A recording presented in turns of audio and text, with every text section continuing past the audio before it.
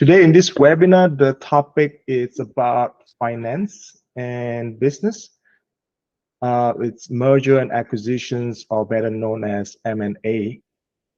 It's slightly different as what we normally deliver, but this is the topic that I enjoy quite a lot. So today, like in the last few weeks or months, we have heard from the news that there are numerous of M&A going on across different business. For example, in telecommunications, you have Rogers recently completed a deal with Shaw Communications to make Rogers even bigger in the Canadian sector, telecommunications sector.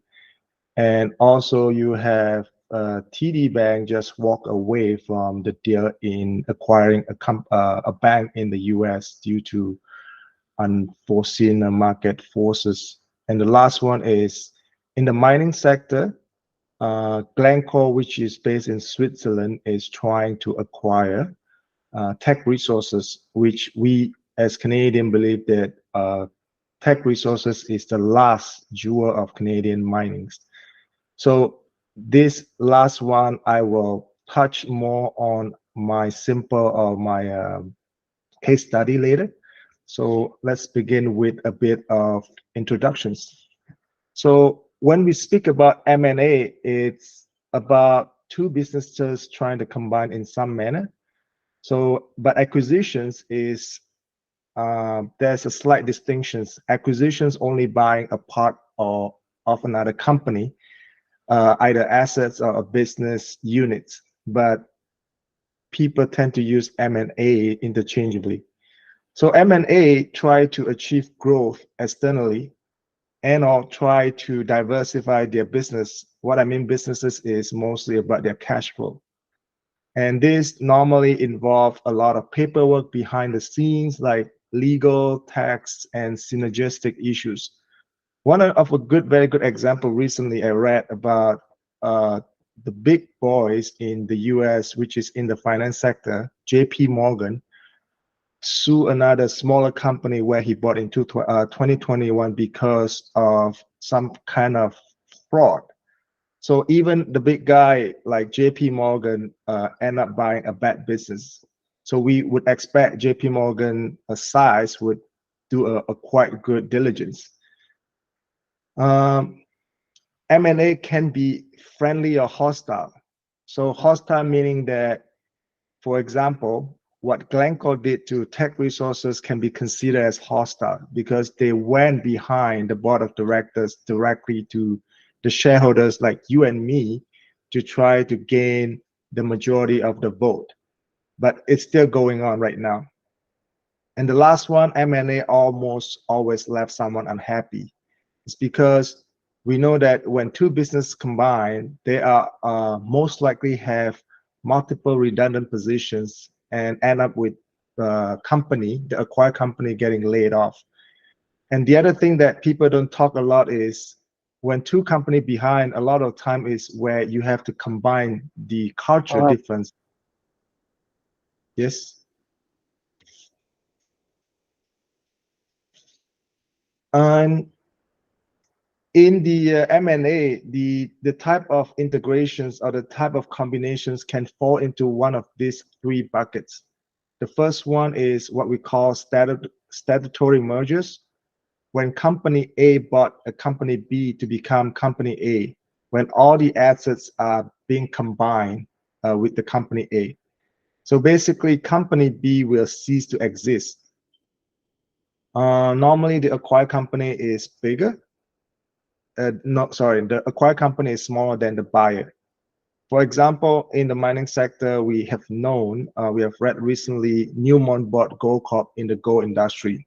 And in this case, Goldcorp, which is a Canadian company, it's no longer Goldcorp, it become Newmont as a combination. The second one is the subsidiary mergers, where the acquired company becomes a sub of the buyer. Typically, when this happens, is because the target company has a very well-known brand. In this example is when, if you remember, P&G bought Gillette. As of right now, we still have Gilead as a standalone company. The last one is consolidations. What happened in the consolidation is both companies cease to exist when the deal is completed. If you remember back in the last of the 20th century, Exxon and Mobil formed a new company called ExxonMobil. There's also different type of mergers. The first one is horizontal mergers, where those two businesses typically operate in the same industry, more or less, combine to become a more powerful forces in the market. For example, I mentioned before, Rogers Communications just bought Shaw Communications to gain more market power. The second type of merger is vertical mergers, where the acquiring company wants to move up and down on their product supply chains. These mergers can be either forward, which is called forward integrations, or backward integrations. For example, when Suncor bought Petro-Canada to gain its gas station business, this is considered as forward integrations. As the forward meaning that when you are closer to the customer, then is called forward. The last one is conglomerate. Conglomerate meaning that two companies operate in a completely separate industry, has little synergy. So what we have known in, for example, when Thales Communication bought Chappell Monod, which run in the healthcare industry. So you can imagine Thales is a communication company, bought a healthcare company, and become part of it. I want to get your attentions in the last 20 years. You can see in this chart is the Canada biggest mining takeover. So starting in 27, 28, just right before the great financial crisis, you have a lot of M&A going on when Xstrata bought out Falconbridge and Vale bought out Inco. And the biggest in the last 20 years still when Rio Tinto bought out Alcan Aluminium in Canada, which valued the deal as almost 40 billion US dollars. So the last one, if you move forward to 2020 to right now, the second biggest is going to be Glencore proposal for takeover for Teck, which I will cover in more detail later.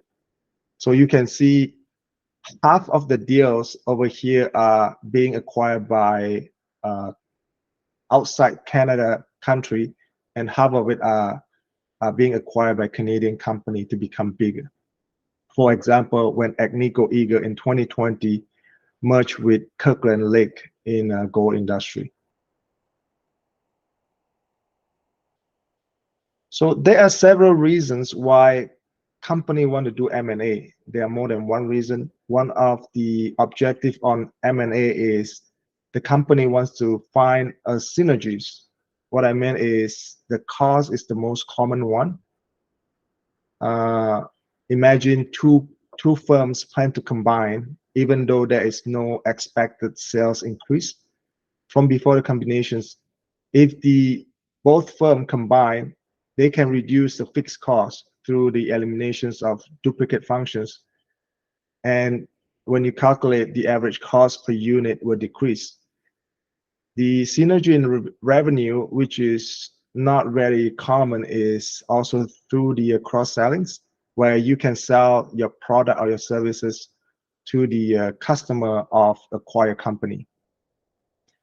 The second objective is more rapid growth. We know that rapid growth doesn't necessarily mean it's cheaper. It's more of the time is expensive, but the company like to do it because they feel that they have de-risked a lot of things in terms of the business.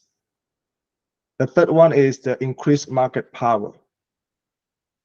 Increased market power in a sense is when you have, for example, when you have a horizontal mergers occur, the newly combined company will come away with increased market share and greater ability to influence prices to the customers or consumers. For example, as I mentioned before, when Rogers merged with Shaw Communications, It took about 2 years to do all the legal, the tax, the anti-competition with the Canadian government. And as part of the transactions, Quebecor or Vidéotron, which is another smaller players based in Quebec, acquire an assets from Shaw, which is called Freedom Mobile, to meet that anti-competitions. Vertical mergers may also increase market power in the sense that they're reducing the dependence on the outside suppliers. Example is a company acquires a supplier of raw material that it requires to potentially lock up competing firms who may rely on the same materials. So a good example is, imagine Tesla is looking out for himself to acquire a lithium. So right now is in the process of finding a lithium mine in somewhere in South America. If Tesla decided to go ahead, it can be a very powerful source of becoming a dominant player. Even now, it's already dominant in the automotive industry. To continue with the the other objective is management like to say they want to diversify. What I mean by intent versus reality is management might say we need to diversify the cash flow because we cannot depend on one industry. But sometimes you and I, as a shareholder, it makes not strong sense because it is cheaper for me to diversify simply investing in share of unrelated companies rather than having one company go through the long, expensive process of acquiring and merging two firms and a corporate culture. The next objective is personal benefits for managers. Here, there are studies that found that there's a high correlations between the size of the company and how much a manager is being paid. This means that a strong financial incentive to maximize the size of the company rather than the shareholder value. Tax benefit is not quite touched on, but there's also, this is the case where one company, especially the company who wants to buy another company, has a large taxable income, and this company of interest has a large tax loss carryover. This reason or this objective is not legal, but it's really hard to pinpoint when they're doing the merger. Is it because they want to get a tax benefit out of it? And the last one is about bootstrapping of earning per share. Bootstrapping is, I myself just know it not too long ago. It's really about increasing per share of the acquirer after the mergers when there is no real economic gains have been achieved. What I mean by real economic gain is, imagine if you buy another company, you can share the R&D facilities or even share the railroad between the companies to get to the customers. So the bootstrap effect, what we call it, happen when a high PE. PE is just the price of a stock over the earnings of a firm. High PE generally associated with high growth company. So when a high PE company buy a low PE company, that's where the bootstrap effect can happen. Let's take an illustration with an example. So if you can see here, we have on your left hand side a high growth company with a stock price in the market of $40. Earning per share is 1.25. The P ratio is 32. The way you calculate earning per share is you take the total share outstanding on the column on the fourth row divided by, sorry, the total earnings divided by total share outstanding. So you get those number 1.25. And the low growth company, which has total earnings of 100,000 and total share outstanding of 100,000. So you get earning per share is $1, and P ratio is stock price divided by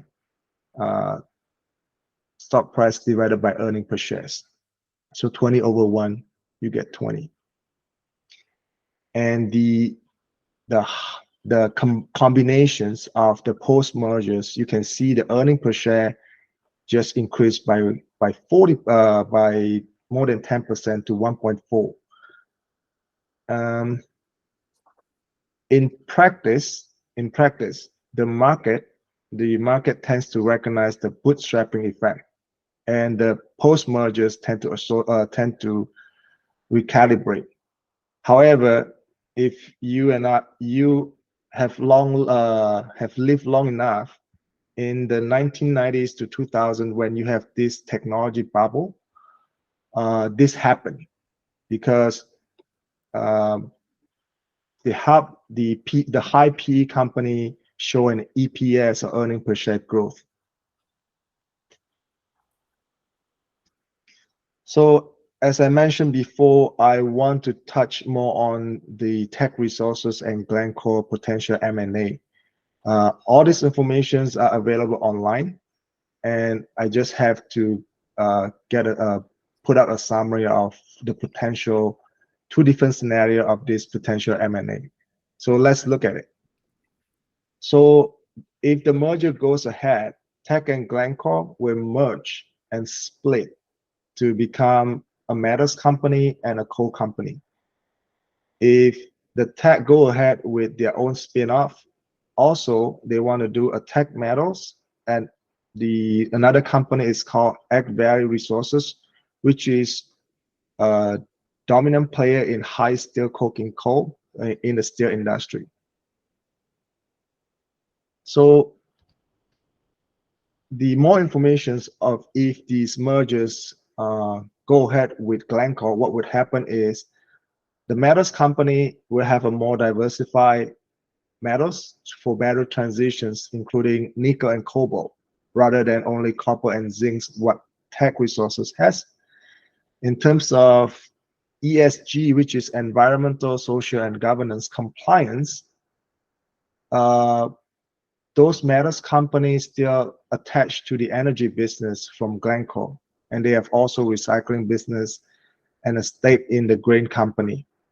So if you are a big institutional fund or a bank who wants to invest and you want to comply to ESG, this could become a problem. So the next bullet is it also increased the operational geographical risks in countries like DRC and Guinea, which we know that is not quite stable politically. On the other spectrum, with the join together, they're going to have a strong operational synergy in South America, especially in Peru and Chile, where both companies have operations. Another company, coal company, will exposed to metallurgical coal and thermal coal, and also the ferro assets. The synergy alone, what we read online in the news, is about $4 to $5 billion. Before the split, the Teck Resources shareholder will own 24% and Glencore 76%. And they promise from the Glencore news that the metal company will be based in Canada, but we never know what will happen. Highlight of the spin-off itself is the Teck go along with the split or the spin-off. The spin-off of the distribution of the Elk Valley Resources or EVR common share to Teck shareholders. So in a nutshell, the new Teck shareholder will control 90% of EVR free cash flow, which will end in 2026. The new Teck shareholder company will still sort of associated with the EVR company because you will get about 0.1 share over 1 share of Teck Holdings. And then because the steel business of EVR is very strong, the cash flow is to provide Teck Metals with continued funding of its copper growth pipeline, especially in Chile, where they have a big pipeline of copper projects going on right now. What happens now is, as April 26th, during the annual shareholders, they scrap the plan because they feel like they don't have enough support or enough vote to do a spin-off. But we know that Teck Resources has a dual class shares, Class A and Class B. Class A is mostly has a superpower voting rights compared to a share B. And then the other point is federal government is also insinuating that they will do a very rigorous process for takeover.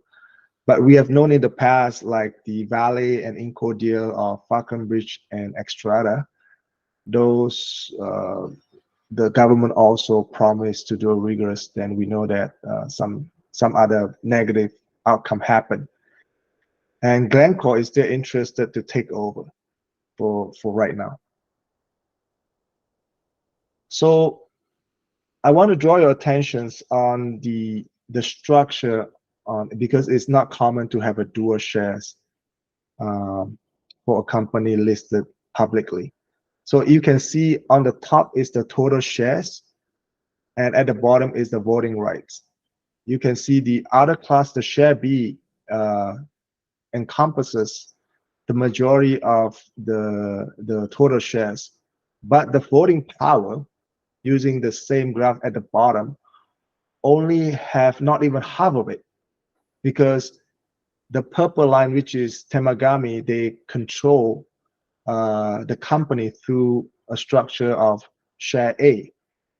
And also you have SMM, which is Sumitomo, and other class A company, which is controlled by the founders family.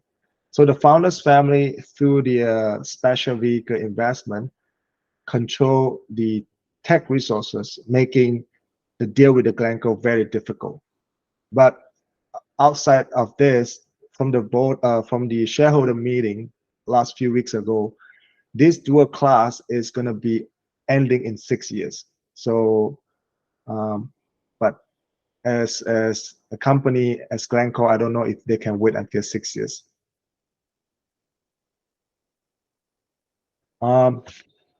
That's my presentations.